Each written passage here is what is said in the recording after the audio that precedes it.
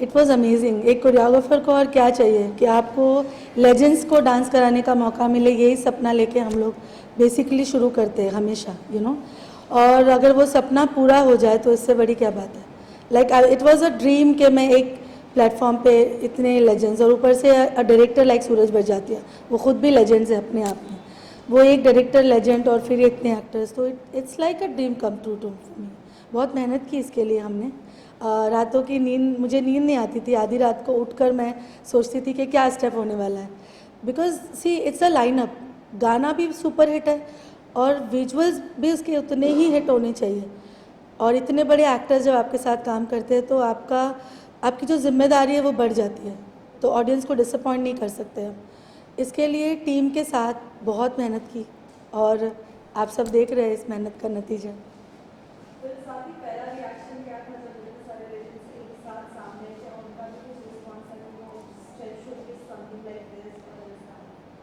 No, you know what, when it's a very, हर technicians के पीछे एक डायरेक्टर होता है, and we technicians, a director captain of the ship, वो ही एक टेक्नीशियन को चूज़ करता है। तो सबसे पहले अगर सूरज बड़जात्या ने मुझे उनके सामने खड़ा किया कि ये मेरी कोरियोग्राफर है, तो वो एक बहुत बड़ा भरोसा है। तो for me also it's like a privilege के सूरज जी ने मुझे ही चूज़ किया इस फिल्म के लिए भी, जबकि उन्हें पता है कि इतने तजुर्बेकार कलाकार उनके साथ होने वाले हैं। तो वहाँ पे 50% आपका काम हो जाता है। जेन्युइनली आई एम सेइंग कि एक्टर्स भी भरोसा करते हैं कि उन्हें पता है कि सूरज बड़जात्या जैसे डायरेक्टर कभी भी किसी ऐसे टेक्नीशियन को खड़ा नहीं करेंगे जिन्हें खुद काम नहीं आता।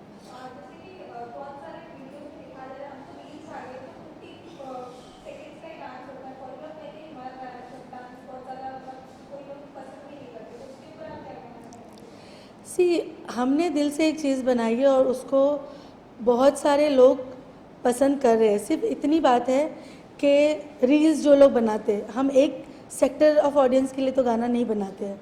We make song first as per the director, as per the actors, character and story line. Story कहती है कि ये दोस्ती का गाना है, स्टोरी कहती है कि ये दोस्त है चारों जो एक दोस्त का बर्थडे मना रहे हैं, और हमारा message through this film is friendship. तो पहले हमें वो ध्यान में रखना पड़ता है एज ए कोरियोग्राफर। तो रील कौन बनाने वाला है या कोई लोग क्या करने वाले, उसको सोचने से पहले हमें ये सोचना होता है कि ये कैरेक्टर इस फिल्म में कितना डांस कर सकता है। एक सीनियर कैरेक्टर दिखाए हैं और हर चारों के चारों एक डिफरेंट बैकग्राउंड से आते हैं फिल्म में, तो वो कितना डांस कर सकते हैं वो तय करना ही मेरा जॉब है। उसी को कहते हैं तजुर्बेकार कलाकार। और उसके बाद हमने वो स्टेप लेकर आए जो सब ईजीली कर सके। आप देखिए अनुपम खेर भी वो कर रहे हैं, बोमन ईरानी भी कर रहे हैं, डैनी सर कर रहे हैं, अमित जी कर रहे हैं। तो एक ऐसा स्टेप जो उनका कैरेक्टर भी करता हुआ अच्छा लगे, वो भी कंफर्टेबल लगे और ऑडियंस भी इनको पसंद करे। This is the whole idea behind it.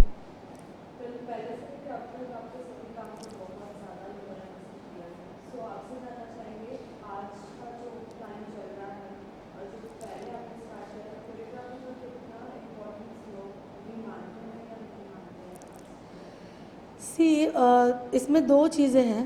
एक little debate also is there which I will talk, definitely I would want to talk.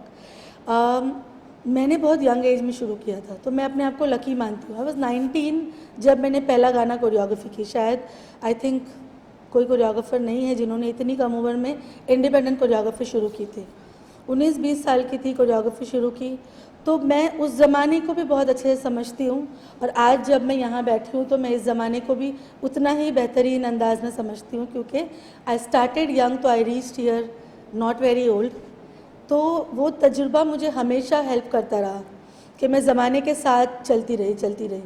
मुझे उस वक्त के भी गाने बहुत पसंद है, मैंने क्लासिकल सीखा है, तो I have knowledge of that, and then I have today's knowledge. Yes, आज रील्स की वजह से मार्केट ओपन हो चुका है बहुत ज़्यादा, और इंटरनेट इतना, सबके हाथ में फ़ोन है, सब लोग फ़ोन पे देखते हैं हर चीज़। तो ये सारी चीज़ें ज़्यादा हो गई है, विच इज़ गुड ऑल्सो।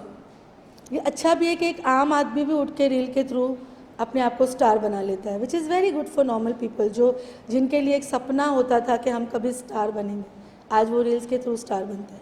तो यहाँ पे हमारा काम आसान भी होता है कि we choreographer gives the steps to them and then they explore it, and उनकी भी ऑडियंस उसको देखती है, which is very good. Somewhere down the line थोड़ी सी डिसअपॉइंटमेंट मुझे होती है ये देख कर के कुछ लोग बिखर भी रहे हैं, कुछ लोग सोल ऑफ कोरियोग्राफी को ख़त्म करते जा रहे हैं। हमारा इंडिया से जो ग्रेस वेस्टर्न लोग आज भी लेके जा रहे हैं हमारे डांस का, हमारी सभ्यता का, वो मुझे ख़त्म होता दिखाई दे रहा है। और मैं कॉन्स्टेंटली हिट कर रही हूँ, ट्राई कर रही हूँ कि सोल ऑफ कोरियोग्राफी को हम जिंदा रखें। कितना भी फास्ट डांस हो, ग्रेस मरना नहीं चाहिए।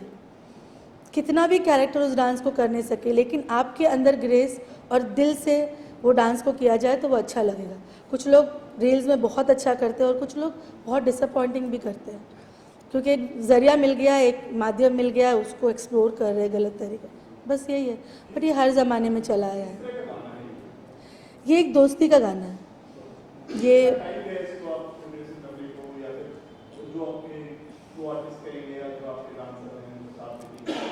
सी पहले तो गाना म्यूज़िक बनने में जो वक्त लगा और जब मैंने गाना सुना उसके बाद से आई took like 10-15 days in my head to choreograph in my head because it's not a normal choreography। शायद बहुत कम लोग ये जानते हैं कि कोरियोग्राफी का मतलब सिर्फ डांस नहीं है। कोरियोग्राफी का मतलब है उस स्टोरी के, उस कैरेक्टर को उस वक्त समेट के उसको कोरियोग्राफ करके उसको शूट करना, जहाँ पे कैमरा भी कॉम्प्लीमेंट करता है। तो इन सब चीज़ों को लाइनअप में लाते हुए मुझे 15 दिन, हमेशा 10-15 दिन मैं ले लेती हूँ अपने साथ, अपनी टीम के साथ। उसके बाद इसकी कोरियोग्राफी होती है, फिर वो कोरियोग्राफी के बाद हम सूरज सर को दिखाते हैं और फिर सूरज सर की टीम के साथ we remove stuff and we put in new stuff. कभी सब कुछ वैसे ही चलता है, कभी हमें चेंज करना पड़ता है, फिर as per director we change and we get the thing ready. इस गाने में अगर मैं आपसे कहूँ कि इतने सीनियर एक्टर्स थे, फिर भी उन्होंने 7-7 दिन रिहर्सल की। डैनी सर 7 से 8 दिन रिहर्सल हॉल पे आए, रोज़ आना। 1 बजे आते थे, 5-6 बजे जाते थे, every day with my team. We were shocked कि अरे लुक एट, उनका इंथुजियाज़म देख के हमें लगा कि हम कहीं नहीं। They wanted to learn like little babies, you know, बच्चों की तरह उछल पड़ते थे स्टेप्स को देख के, हमें करना है, हमें करना है। सिंपल स्टेप था, लेकिन फिर वो नॉर्मल जो वॉक भी दिख रही है आपको गाने में, वो भी उन्होंने प्रैक्टिस की है। अमित जी के घर जाके हमने उनको रिहर्सल कराया। अमित जी को सेट पे रिहर्सल, वो आते थे, सेट पे करते थे। बोमन जी ने रिहर्सल किया, सारे एक्टर, अनुपम जी ने रिहर्सल किया। They all rehearsed for like 7 to 8 days for that and then we shot it for 4 days।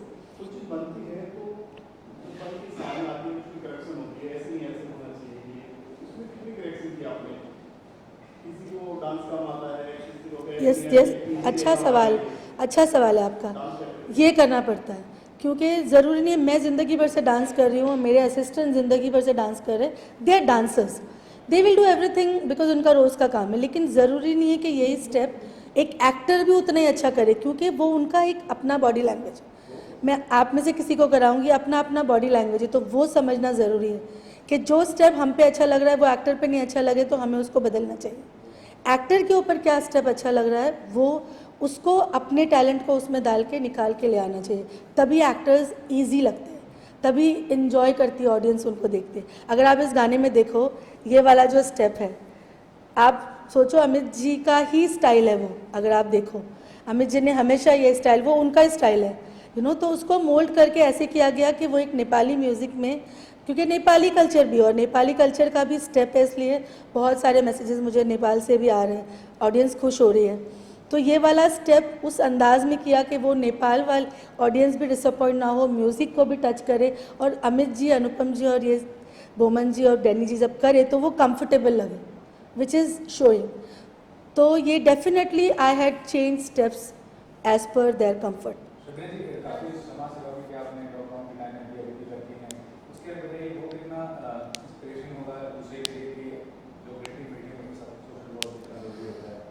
हाँ, सोशल वर्क तो करती हूँ मैं काफ़ी, जो बहुत ज़्यादा बाहर नहीं लेकर आई मैं अब तक। ये लॉकडाउन के बाद ही शुरू हुआ एंड आई मतलब लोगों तक अनाज पहुँचाते पहुँचाते ये सिलसिला शुरू हुआ लॉकडाउन में। और उसके बाद शबीना खान फाउंडेशन ओपन किया है, जिसमें अभी तक मैं खुद ही कर रही हूँ। मैं अपनी पेमेंट का 30% उस फाउंडेशन में डालती हूँ, हर पेमेंट का, और 2.5% आई पुट फॉर अलग चैरिटी जो मैं ही करती हूँ। उसके थ्रू मैं लोगों की जितनी सेवा कर सकती हूँ कर रही हूँ। और इसके पीछे यही है कि मैं इंस्पायर कर सकूँ लोगों को कि और लोग आगे आए और लोगों की सेवा करें। मैं बिलीव करती हूँ कि एक रोटी में से 4 लोग खा सकते हैं। मैं उस तरह के घर से आती हूँ जहाँ पे बोलते हैं एक तिल में से 9 भाई बहन खान वो तिल में से खा सकते हैं। मैं उस घर से आती हूँ। तो ये मेरी फैमिली वैल्यूज़ है जो मुझे चैरिटी का जो मेरा दिमाग है और जो आया है मेरे अंदर, ये we get it from our family. हमारी फैमिली का ये रिचुअल है कि हम पहले अपने घर से पड़ोसी का, पड़ोसी से बाहर के लोगों का, और जो लोग जुड़ते चले जाते हैं उनकी भी ज़िंदगी के बारे में सोचते चले। तो this is what I am doing. And I think एक कोरियोग्राफर के बाद इंसान की एक पहुंच होती है कि कोरियोग्राफर डायरेक्टर बनता है, कोरियोग्राफर प्रोड्यूसर बनता है। मैं कोरियोग्राफी के बाद डायरेक्टर नहीं बनूंगी, मैं यही काम करना चाहती हूँ। मैं प्रोड्यूस करूँगी कुछ फिल्में और उसके बाद मुझे यही काम करना है।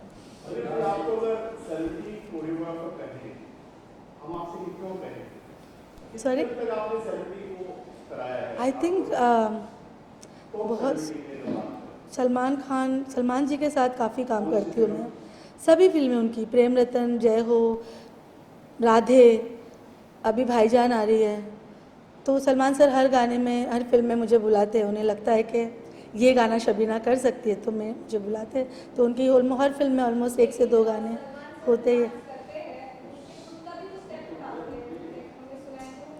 सी I don't know about how he does with other choreographers, but मेरे साथ ये होता है कि मैं बल्क में स्टेप्स कंपोज करके जाती हूँ। जैसे एक गाना हुआ, उसकी एक कोरियोग्राफी की जो स्टेप होती है मैं एक नहीं ले जाती हूँ उनके पास, मैं अपने तरफ से 10 से 12 स्टेप्स कंपोज करके ले जाती हूँ। फिर वो मुझे दिखाने बोलते हैं और देन जो बेस्ट लगता है वो चूज़ कर लेते हैं। मेरे साथ अब तक ऐसे ही हुआ है। बाकी कोरियोग्राफर्स के साथ क्या होता है मुझे नहीं पता सच में, पर मेरे साथ तो अब तक यही हुआ है कि मेरी स्टेप्स को आगे पीछे करके वो अपने अंदाज में करते हैं और मुझे अच्छा लगता है, खुशी होती है, क्योंकि उनका एक अपना over the period of time एक स्टाइल बन चुका है। डिजिटल जमाना है, हर चीज घर बैठे लोग सीख रहे हैं, कितने कोरियोग्राफर बन गए हैं लॉकडाउन में। तो आपके लिए इतना इजी है कुछ स्टेप ढूंढना, एक इंस्टाग्राम पे या सोशल मीडिया पे आते हैं स्टेप ढूंढ लिए, ऐसे नहीं ऐसे होना चाहिए, रील तो लाखों रीलें बनती है। सी मैं देखती सब कुछ हूँ, और जैसे हम लोग रेफरेंसिंग करते हैं गाना देखने के बाद, लेकिन मेरे अंदर एक चीज़ नहीं है कि कॉपी करना किसी को, क्योंकि मुझे हमेशा अपनी चीज़ पैदा करने का, अपनी क्रिएटिविटी को सामने लाने का बड़ा शौक़ है। तो मैं देखती हूँ कि चल क्या रहा है, to be in the trend, to be ज़माने के साथ चलना बहुत ज़रूरी है। ज़माने के साथ चलने के लिए देखती ज़रूर हूँ, लेकिन मेरा भी क्रिएटिव माइंड इसको जज करता है कि ये सही है और ये सही नहीं है।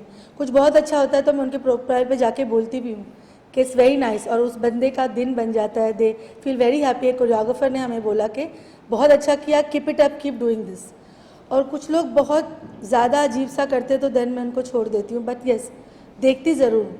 और मैं एक बात और बताती हूँ कि कितनी भी कोरियोग्राफर बढ़ जाए, कितनी भी ज़माना बदल जाए, लेकिन जो आपका टैलेंट है, जो आपकी क्रिएटिविटी है, अगर वो फोकस्ड है तो आपको अपनी जगह से कोई नहीं हिला सकता।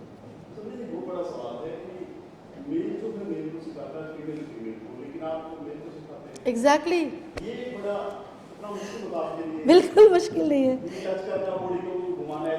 बिल्कुल मुश्किल नहीं है। Trust me, it's the most like ये फ़न है बहुत अच्छा, क्योंकि मैं जब असिस्टेंट कोरियोग्राफर होती थी, अच्छा छोटी सी बात बताती हूँ कि मैं बचपन से ही ना वो काम करना चाहती थी जो लड़के करते हैं।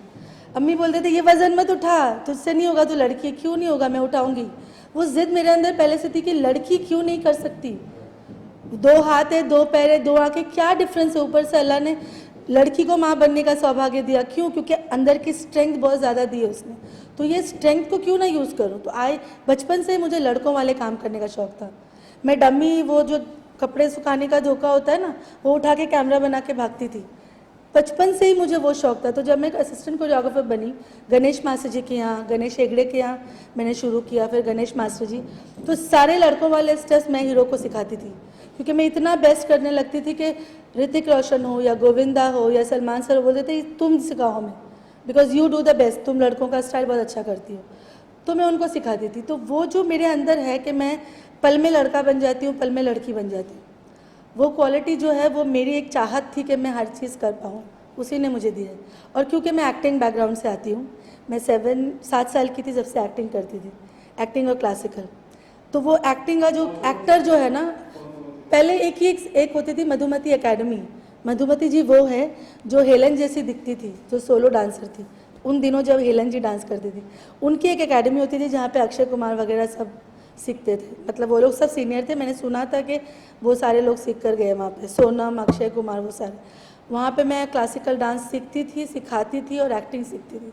तो जो मेरे अंदर का एक्टर है ना, वो मुझे ये सब चीज़ें स्विच ऑन स्विच ऑफ होने पे मदद करता है। कभी ऐसा हुआ कि आपके हाथ से आपने किसी मेल को सिखा कर आपने उसने मना कर दिया कि मैं ये करता हूँ टेबल नहीं, कभी नहीं ऐसा हुआ, कोई वाक़या हुआ? कभी नहीं हुआ।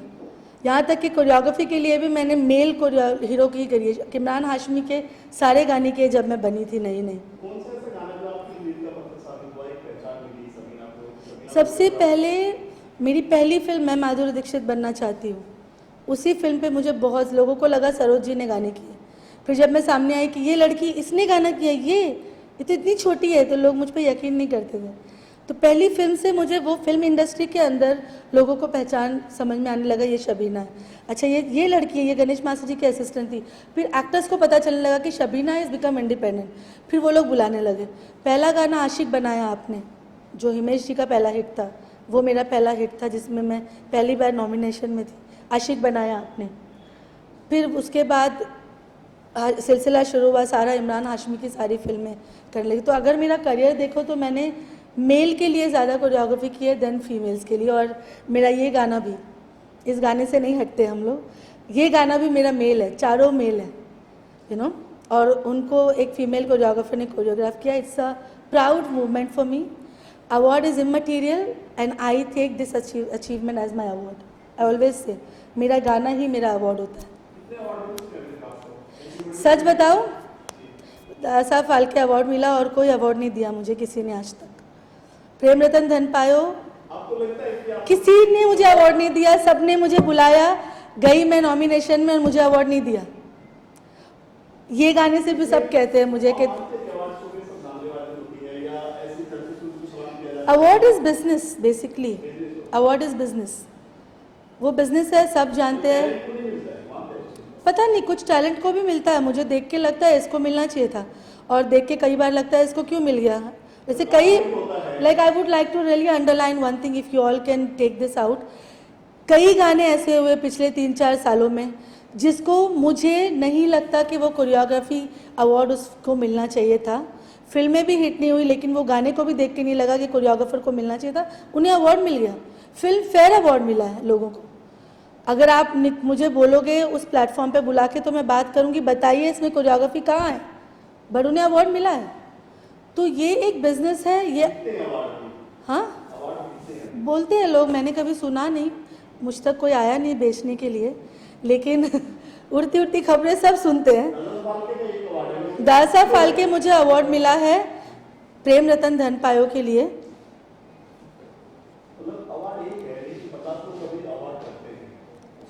सॉरी, हाँ मैंने अभी सुना, जब मुझे मिला था 2016 में शायद, उसके बाद अभी 10 फाल्के बहुत सारे अवार्ड है, मुझे नहीं पता अब क्या सच है और क्या नहीं उसके।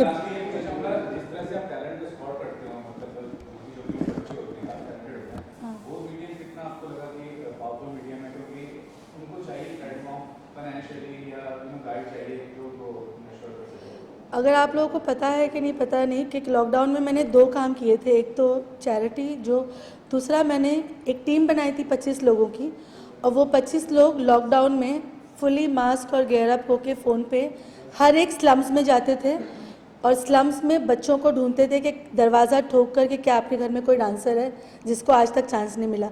मेरा मकसद ये था कि ऐसे कलाकारों को ढूंढना जिनके पास टिकट के भी पैसे नहीं हैं कि हम ऑडिशन देने जाएं। और मेरी 25 लोगों की टीम जाकर उन बच्चों को ढूंढती थी, मैं उनके साथ ऑनलाइन होती थी। हम ऐसी ऐसी जगह गए जहाँ पे आप लोग सोच भी नहीं सकते जाने का, और आप लोग बिलीव नहीं करोगे, मैं 650 बच्चे हमने चुन कर लेकर आए, और वो 650 बच्चों का मैंने ऑडिशन किया, उनके घर के ऑडिशन टेप देखे, उसमें से सिलेक्ट किया, फिर उन्हें यहाँ बुलाए, यहाँ पे उनका सिलेक्शन किया, उनमें से 60 बच्चों को चुना है हमने, जिनका एक और कंपटीशन करके जो जीतेगा उनके साथ में मैं एक वीडियो बनाऊंगी, and I make stars amongst them. कि उनके पास ना फ़ोन है कि वो अपना रील डाल दे, ना खाने को घर में पैसा है, ना घर है, रोड पे रहते। ये 650 वो बच्चे ऑल ओवर मुंबई में।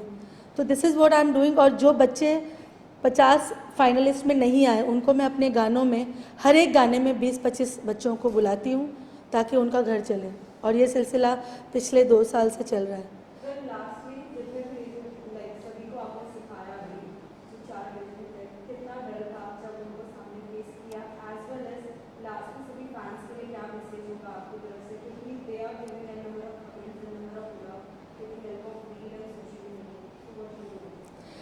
डर अगर मैं बताऊं तो जिस दिन शूट था मैं पूरी रात सोई नहीं थी और नमाज़ पढ़ के दुआएं मांग रही थी कि how will I do this.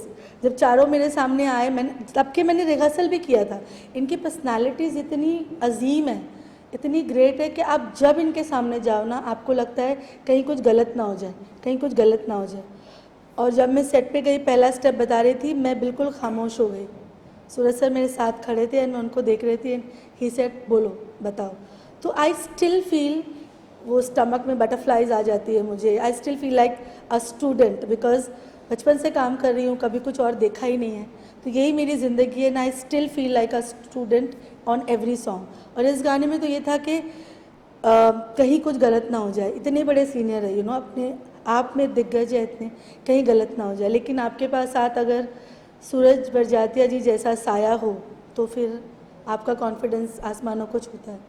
और मैं तो सूरज सर का जितना शुक्रिया अदा करूं उतना कम है, बिकॉज़ उनका ट्रस्ट ही मुझे इनके सामने ले आया बेसिकली।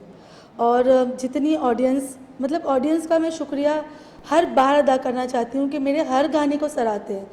फिल्म चले ना चले लेकिन वो एक गाने को उठा लेते हैं। दे सेंड मी बहुत सारे डीएम्स आते हैं मुझे, मैसेजेस भेजते हैं, अच्छे कमेंट्स देते हैं, और ये एनकरेजमेंट है मेरे लिए। ये सब एनकरेजमेंट है कि अगला गाना मुझे इससे अच्छा करना है। तो I would like to thank everyone, because आज भी ऑडियंस को अच्छे और बुरे की पहचान है। आज भी वो इस क्लासिक, बहुत सारे लोगों ने मुझसे एक सवाल पूछा, बहुत इंपॉर्टेंट है, कि ये गाना, इसमें क्या ऐसी बात है स्टेप के अलावा कि ये आँखों को इतना शांत लग रहा है, आँखों को इतना सूदिंग क्यों लग रहा है, ये इतना अच्छा क्यों लग रहा है। हाँ, तो मैं उनको जवाब देना चाहती हूँ, शायद बहुत लोगों को मैं नहीं दे पाई जवाब। ये सूदिंग इसलिए लग रहा है कि इसे बहुत एस्थेटिकली करेक्ट शूट किया गया है। कैमरा एंगल्स एंड एडिटिंग, आजकल जो लोग एडिट को यूज़ करके खट खट खट खट कट मारते हैं फास्ट, यहाँ से वहाँ से कैमरा कुछ भी घूमता रहता है, इसमें हमने वो नहीं किया। मैं अपने गानों में वो नहीं करती, इसलिए मेरे गाने सीधे और साफ दिखाई देते हैं और ऑडियंस कनेक्ट हो जाती है। यही है जिसे मैं कहती हूँ soul of choreography is not only dance, it's about camera angle and editing plays very important role, जिसे मैं कायम रखती हूँ और हमेशा रखूँगी। और इस गाने का और एक सवाल आता है कि केटिको का क्या मतलब है। इसका मतलब है नेपाली में लड़की। वो पहाड़ों को बोल रहे हैं, आपने गाने में देखा होगा। तो वो केटिको का मतलब लड़की है, तो नेपाल में लड़की को केटिको कहते हैं। मैडम, राजश्री का बहुत बड़ा इतिहास रहा है कि मैंने क्या किया और कोई फिल्म हो, तो कितना चैलेंज था आपके लिए, कितने लेवल के गाना बना रहे हैं, कुछ गड़बड़ हो या कुछ और, कितना प्रेशर था? सी प्रेशर मैंने राजश्री के साथ काम करने में पहली फिल्म में लिया था, जब मैंने एक विवाह ऐसा भी की थी। ये मेरी तीसरी फिल्म है राजश्री के साथ, ये मेरी तीसरी फिल्म है। पहली फिल्म थी एक विवाह ऐसा भी, दूसरी फिल्म थी प्रेम रतन धन पायो, और तीसरी ये फिल्म है। तो जो लेगेसी ऑफ राजश्री प्रोडक्शन है, जो 75 ईयर्स से उन्होंने जो एक लेगेसी बना के रखी है, जो बहुत ही प्योर है, हार्ट टचिंग है और बहुत ही फैमिली ऑडियंस की है, उस वो मैं खुद I also come from that kind of family background, जहाँ पे फैमिली वैल्यूज़ बहुत इंपॉर्टेंट है, जहाँ पे कोई एक चीज़ जो मैं करूँ तो फैमिली उसको साथ में बैठ के देखे। तो वो सारी मैंने प्रैक्टिस फर्स्ट फिल्म से ही शुरू कर दी थी। It was very beginning of my career that first film which I did with them, एक विवाह ऐसा भी। तो शुरुआत के दिनों में ही मैं उनके साथ काम करने लगी, तो अब तक तो it's become like a family and we know each other pretty well. We know Rajshri production की क्या वैल्यूज़ है, और उसको वो वैल्यूज़ मैं भी अपने घर से लेकर आती हूँ, तो उसको तो हम बहुत ही ज़्यादा फर्स्ट प्रेफरेंस दे के काम करते हैं।